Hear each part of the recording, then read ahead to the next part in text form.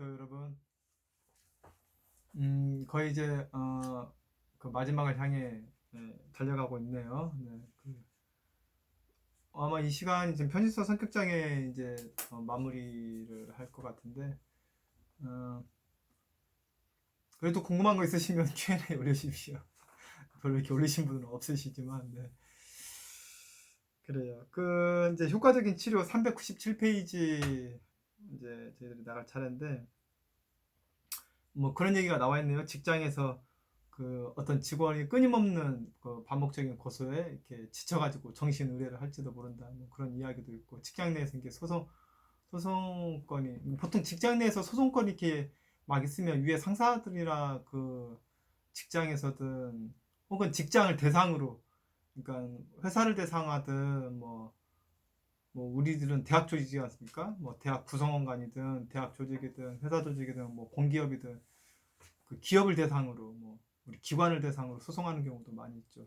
직원 간의 소송도 있고 그런 거에 좀 지칠 수 있다 그런 말이겠죠. 소송을 준비하려고 하다 보면 많은 실제 업무를 하기가 어려워지죠. 네. 그래요. 그래서 그 중간에 숙련대 치료자라면 이 내담자를 대할 때 세심하게 최대한 배려를 하려고 하고 힘겨루기를 피해라 이런 이야기는 뭐 앞에서도 있었죠. 힘겨루기를 피한다라는 말보다는 그 기본적으로 모든 성격 장애자가 만약에 내담자로 왔을 때는 우선 임상 경험이 많이 있어야 하고, 없으면 다른 임상 경험이 많은 풍부한 사람에게 의뢰를 해야 하는 것이 그 윤리적인 것이라고 하고요. 그래서 내가 임상 경험이 많아야 하고 그거는 기본이고, 기본적으로 이들에 대한 그 임상 경험이라는 얘기는 그 병리에 대한 이해죠. 그리고 깊은 그 사람에 대한 이해와 그 수용감을 가지고 있어야 돼요, 사실은. 네. 성격장애인 사람들의 그 왜곡된 경직성이라든가 그 감정적인 그런 메마름, 건조함, 그런 막그 차가운 느낌들, 뭐 이런 것들에 대해서 어, 좀 이렇게 깊이 있게 이해하고 수용할, 좀 포용을 하는 그런 자비로운 마음이 필요하죠. 기본적으로 치료자에게는.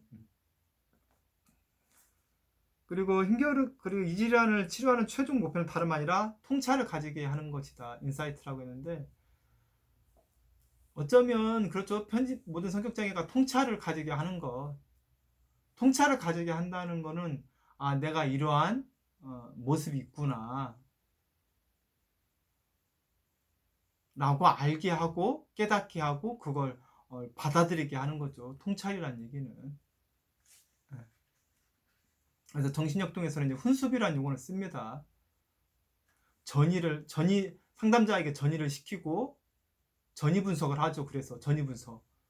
그걸 통해서 통찰을, 외다한테 전이 분석을 하고, 분석을 충분히 통해서 통찰을 하게 하고, 통찰을 통해서 훈수를 하게 한다고 하죠. 마지막에 훈수비라는 얘기는 이제 철저하게 그걸 생활 속에서 갔다가 상담자랑 왔다가 생활 속에서 또 적용해 보다가 이 철저하게 왔다 갔다 하면서 훈수, 그거를 이제 다르게 연습해 보고 다르게 하는 거죠.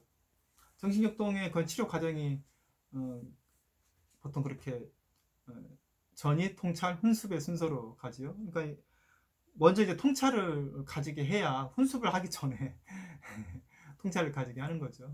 그 전에 전이를 일으키게 한다는데, 뭐 전이야 뭐꼭 전이 분석 안 해도 자연스럽게 상담자 내담자 관계 속에서 일어나는 거니까 그 관계를 상담자가 잘 알아차리고 거기에 이렇게 역전이 이렇게 빠지지 않아야겠죠. 어쨌든 중요한 치료 목표가 통찰을 가지게 하는 것. 뭐 통찰을 가지게 하는 건 뭐 굉장히 중요한 것이죠. 그래서 통찰이라고 하면 결국은 자기 자신한테 책임이 있음을 이해하게 하고 받아들이게 하는 것이겠죠. 그렇죠? 보통 이 사람들인데 갈등이 생기면 이 사람들은 다른 사람을 비난하고 결국은 상대방이 처벌을 받거나 그들이 내 눈앞에서 사라지게, 직장에서 사라지게 만드는 게 이들의 목표인데, 그게 아니라 이들이 어떤 기여한 책임이 있다는 걸 받아들이게 하는 것. 근데 사실 책임을 받아들이게 한다는 것이 말처럼 이게 왜 어렵냐면, 책임을 진다라는 건 자유와 책임이 이렇게 뭉쳐져 있어요. 여러분 아시다시피. 그렇죠? 책임을 그 사람한테 주면 책임은 내가 안 져도 되지만 자유는 내가 이 사람한테 속박당하게 됐죠.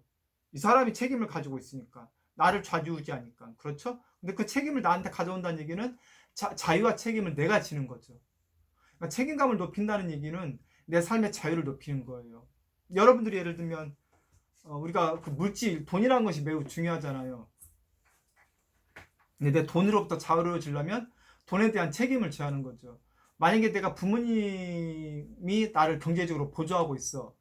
뭐 100% 보조해.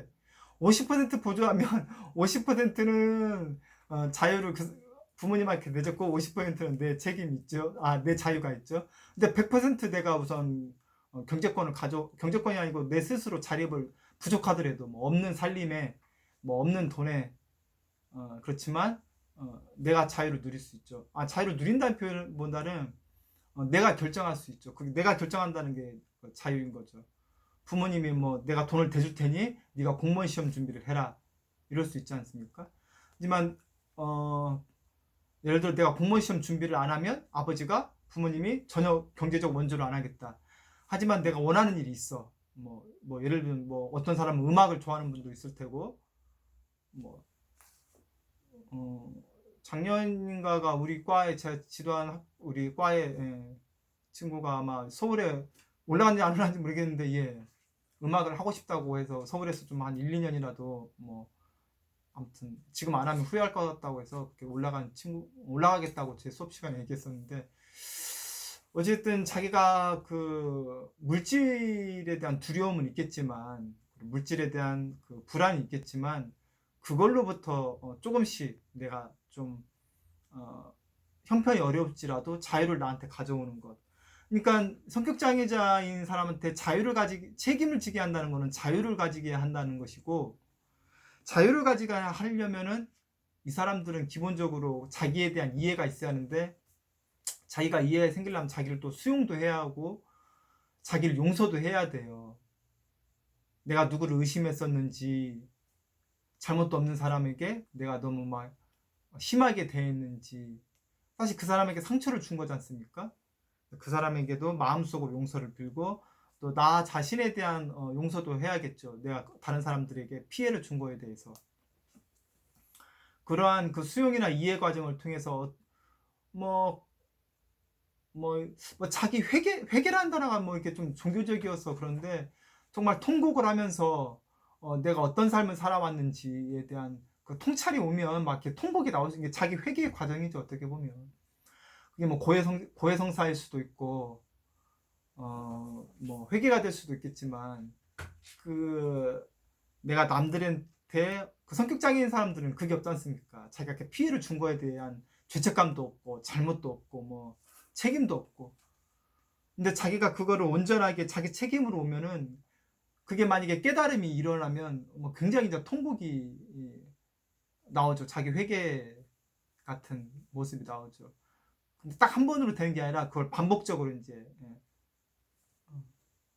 그런 이제 통찰이 생기면서 이제 자기 수용도 생기고 내가 이제 그 다른 사람한테 잘못했던 걸 알기 때문에 그런 반복적인 잘못을 이제 덜 하게 되죠. 아주 안 하진 않아요. 왜냐하면 습관이 그렇게 들어가지고 아주 안 하진 않지만 그런 회개와 그런 자기 수용을 통해서 점점점 이제 그 책임감이 넓혀지고 자유가 커 가는 거예요. 그거를 치료자가 도와주는 거죠. 근데 사실은 그 계속 여러 번 나오지만 치료자가 바로 그런 임상적 경험뿐만이 아니라 그런 깊이 있는 감정적인 그런 수용이라든가 그 내담자가 그런 작업을 할 수 있게 도와줄 수 있는 역량이 되어야 하는 거죠. 그런 방법을 전혀 모르는 치료자라면 오히려 이렇게 휘말리거나 내담자를 더 나빠지게 하지요. 성격장애자를 돕는 그 치료하는 상담자도 굉장한 그 전문가적인 수준을 요하죠. 그래요. 그래서 여러분들이 뭐 예를 들어 치료자는 상대방이 비난하는 것에 끌려다니면 안 된다. 뭐 그런 그래요. 그러니까 그 얘기는 이제 책임을 내담자로 하여금 책임을 지게 하고 자유감을 확대시켜 주는 거죠.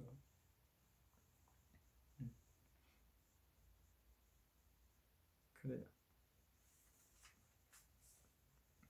그래서 뭐 유도프스키 박사님 그 397페이지 그래서 맨 하단에서 5번째 줄, 6번째 줄 보면 당신도 나도 그 사람을 변하게 할 수는 없겠죠. 타인을 얘기한 거예요. 우리가 타인을 변화시킬 수는 없지만 나 자신은 변화시킬 수 있거든요. 그래서 하지만 당신 마음을 괴롭히지 않는 방법을 같이 찾아가 봅시다. 그러니까 끊임없는 다른 사람에 대한 그 의심이나 막 이런 것 때문에 막 두려움과 그 불안에 항상 이렇게 에너지를 소모하고 거기에 막 그 강박성 성격장애에서 그 침투적 사고 있다고 그랬지 않습니까? 편집성 성격장애 사람도 결국은 그 강박적 성격장애랑 또 공통점이 있다면 그런 침투적인 사고가 일어나는 거예요. 그러니까 집에 가만히 있다가도 막 그 사람이 나를 뭐 이렇게 한 거 아니야? 그러니까 사람에 대한 막 의심을 막 혼자 집에 앉아서 막 씩씩대고 있어요. 그 상상이 나를 피다가 나중에 막 분노감이 막 이렇게 올라오고 막 혼자 상상을 하면서. 근데 그런 상상을 하면서 분노감이 일어나면 그게 건강할 수가 없잖아요. 평온한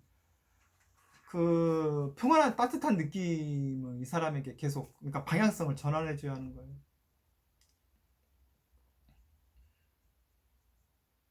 인간에게서 느낄 수 있는 따뜻함이라는 게 무엇인지. 근데 그거를 이제 치료자가 사실은 치료자 관계 안에서 이 편집성인 사람도 이런 사람이 있구나. 이렇게 나를 이해해주는 사람이 있구나. 나를 온전하게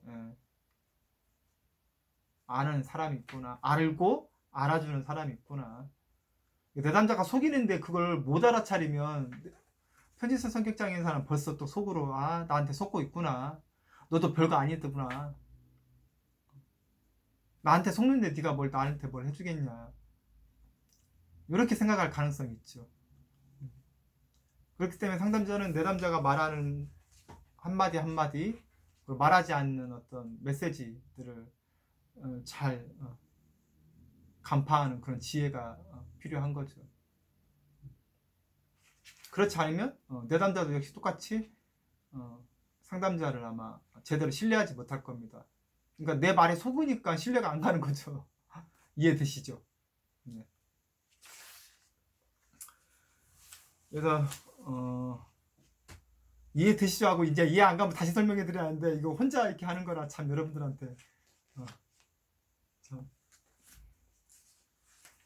398페이지에 이제 대처하는 방법이 이제 마지막으로 이렇게 나오네요. 네. 먼저 당신의 안전을 확인해라. 당신이 안전한지 확인해라. 그래서 399페이지에 이 편집성 질환을 가진 사람이 주변에 있다 해도 당신이 맨 첫 번째 줄이에요. 당신이 직접적으로 조언을 하거나 도와주려 하는 것은 뭐라고요? 바람직하지 않다. 이 얘기는 반복적으로 나오죠. 성격장애인 사람을 여러분들이 조언을 하거나 도와주려 하지 말라는 얘기는 뭐 반복적으로 나옵니다. 그건 아시죠? 그 상담 전문적으로 배운 사람들도 전문가들도 이 장애에 대한 임상 훈련이 깊지 않으면 전문가들도 속는 판인데 일반 사람들이 도와주는 거는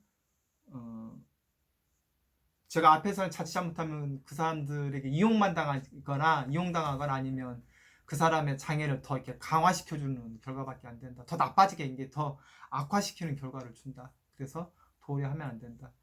제가 이제 돕는다는 거는 치료적 좋은 사람에게 이렇게 안내할 정도만 돼도 많이 도와준다. 그런 말 했었죠. 도우려는 당신의 의도가 그들에게 위협으로 느껴질 수가 있다. 비유가 재밌네요.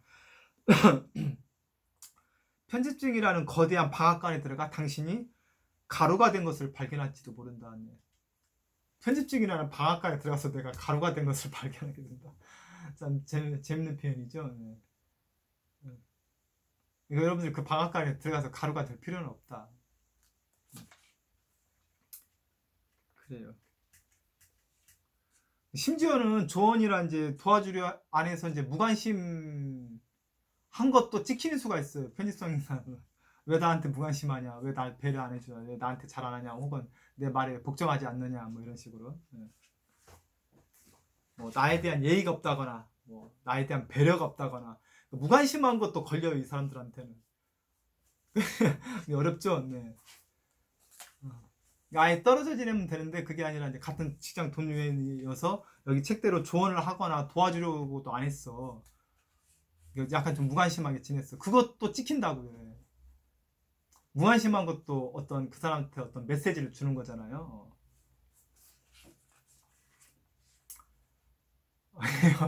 좀 어렵겠네요, 여러분들. 뭐 어떻게 하라는 거냐. 네. 그래. 근데 결론은 이제 여기 곧 나와요. 네. 그래서 이제 그 어떤 제안들이 나와 있는데 이 유도프스키 박사님이 이런 제안이 참 좋은 제안이기도 한데 제가 몇 가지는 이렇게 물음표를 달아놨어요. 여러분들이 이렇게는 이제 그 기본적으로 9-5에 보면 사람을 신뢰하는 데 어려움이 있다. 그렇기 때문에 당신의 진정한 의도가 전해지도록 명료하게 설명해라. 뭐 이렇게 지금 명료하게 설명하라고 돼 있는데 이거는 왜 말이 좀 어렵냐면 명료하게 설명해도 어차피 그 의도를 안 믿어요. 어차피 안 믿어요. 여러분들이 무슨 태극기 부대가 됐든 뭐가 됐든 아무리 잘 설명해도 믿습니까? 안 믿잖아요. 설령 믿었다 쳐요. 믿었다 쳐도 나중에 시간이 좀 지나면 집에 가서 다시 이제 분명 믿었는데 시간이 지나면 다시 안 믿어요. 나를 뭐 사기치려고 혹은 뭐 나를 궁지에 몰아내려고 나한테 거짓말할 거야. 그 자리에서 이렇게 분명히 설득이 됐는데 그때는 이해가 됐는데 시간이 지나면 다시 자기 걸로 돼요. 그러니까 명료하게 설명하라. 이건 조금 제가 제안이 조금 물음표. 두 번째도 두 번째가 뭡니까? 당신이 그 사람을 조종하며 억지로 원하는 대로 끌고 가려 하는 것이 아님을 명확히 하게 하라? 좋은 말인데 이것도 좀 물음표. 어렵다. 이렇게 하기가 어렵다. 세 번째도 당신을 평가절하하는 그들의 노력을 인정하지도 말고 또한 당신 자신을 변호하려고 하지도 마라. 오케이, 요거는 뭐 괜찮네요. 그죠? 그러니까 당신을 평가절하하려는 거를 뭐 이렇게 상처로 받아들이지도 말고 그 사람 얘기하면 이렇게 변호하려고 하지 마라. 그 얘기는 변호해봤자 어차피 안 받아들이니까 입만 아프다. 그리고 변호를 하게 되면 오히려 이렇게 논쟁이 돼요. 이 사람들하고 휘말려요. 어떤 말을 하면 그 말에 또 말꼬리를 또 잡거든요. 그러니까 말꼬리를 잡아요. 말꼬리를. 그러니까 말꼬리를 잡는다는 얘기는 본질이 아닌 건데 본질에서 이제 벗어나는 걸로 이제 논쟁이 되는 거야. 변호를 안 하는 게 좋다. 세 번째 제안은 제가 괜찮다. 그 다음 네 번째 제안 같은 경우도 분노를 조절할 준비가 되어 있다면 내가 당신을 고소할 명확한 이유가 없다는 것을 잘 설명해줘라. 이것도 이상하죠. 이건 어렵죠.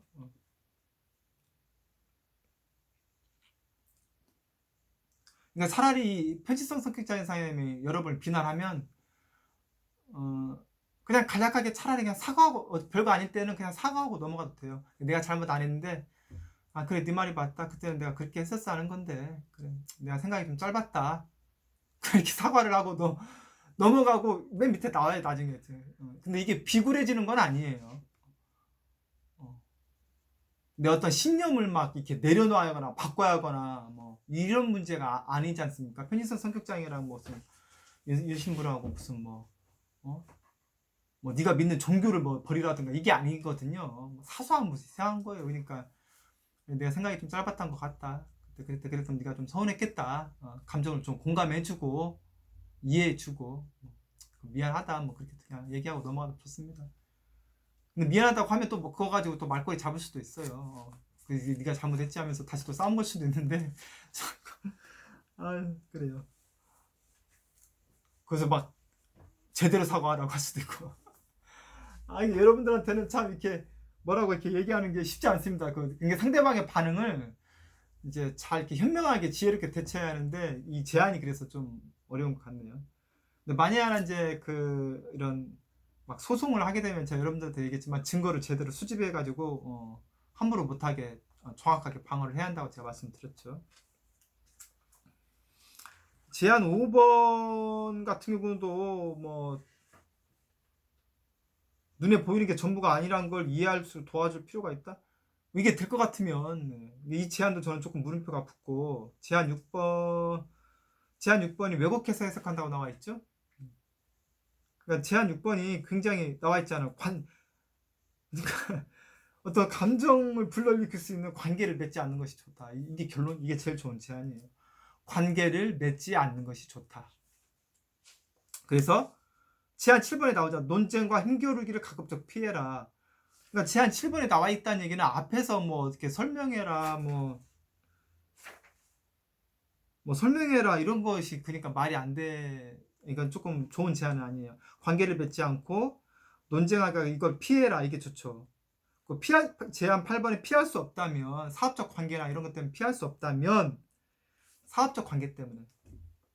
그 다음에 계약서를 최대한 주의 깊게 확인한다. 그렇죠? 피할 수 없다면 그거를 잘. 근데 피할 수 없다면 그 강약 조절을 잘해야 돼요. 왜냐면 이렇게 양만하게 되면 내가 좀 비굴해지는 느낌도 두고, 양만하게 되면 결국 그 사람이 나를 이렇게 착취하게 되거든요.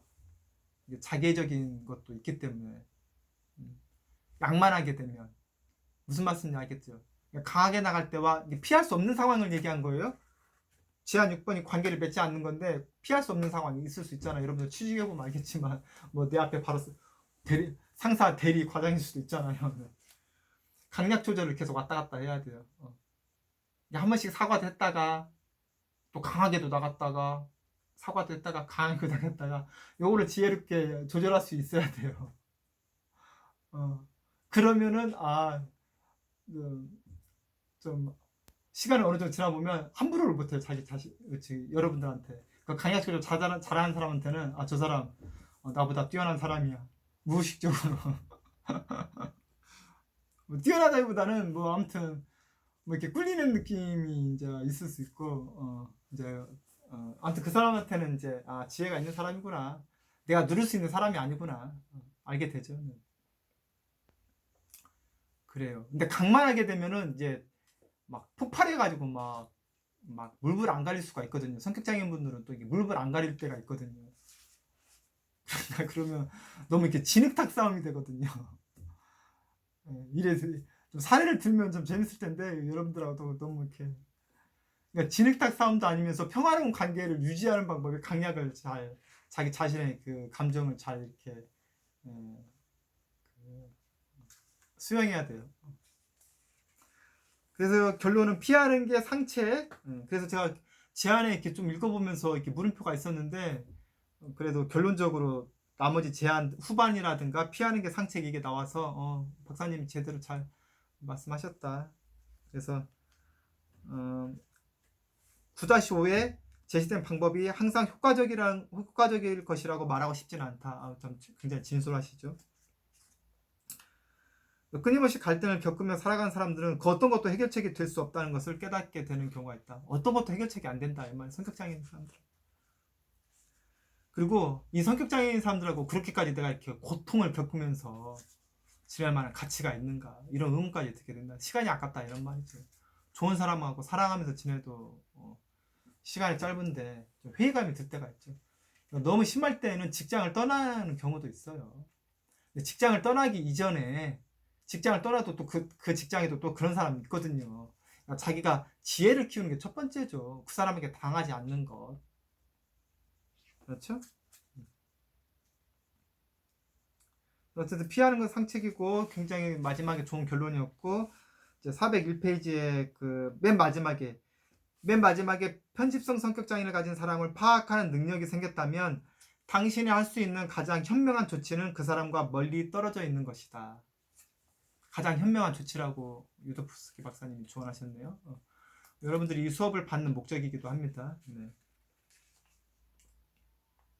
그래서 사실은 제가 그 전 시간에도 사회문화 맥락적인 해석을 좀 한 적이 있었죠. 이게 집단이 되면 집단 편집증이 되는 거죠. 개인으로 봤을 때는 그렇고, 뭐 피해의식을 가진 사람들이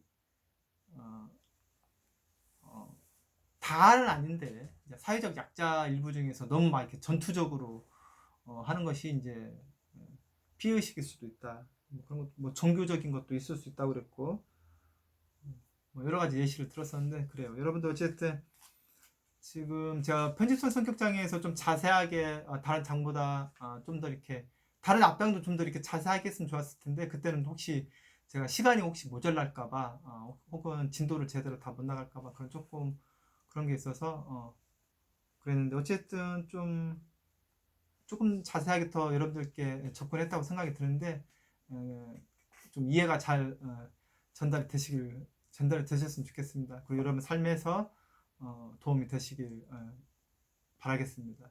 다음 시간에 뵙겠습니다, 여러분들. 감사합니다.